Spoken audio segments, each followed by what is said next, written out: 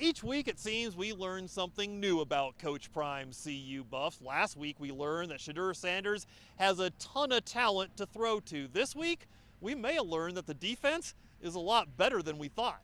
If not for a meaningless touchdown in the final seconds, the Buffs would have held Nebraska to 7 points. It would have been the lowest in this series for the Huskers since 1988. Regardless, today's win was more of a total team effort, and it came at the perfect time as Colorado embarrassed Nebraska, winning its third straight against the Colt.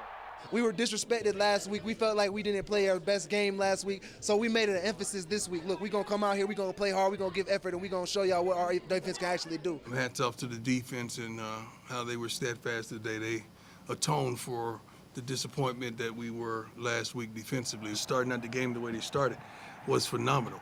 And they truly believed that they could be a dominant force. So the defense surprised us today. Romi, what did you learn today about the CU Buffs? You know, what I learned, or what I should say, what reaffirmed for me was the mental strength of this team. Last week it was going toe-to-toe with TCU. You thought maybe they'd wither. They never did. This game, they had that rough start. The first 4 drives were punts. Then they scored on 7 of their next 8. This team has an incredible way of bouncing back, of owning their mistakes, and not getting caught up. It's really impressive. It's almost like a professional level how you see these guys not get down when things go wrong. And that's one of the things that, again, we just didn't know. We knew there were playmakers. We didn't know what was going on up here, and I've continued to be impressed by that.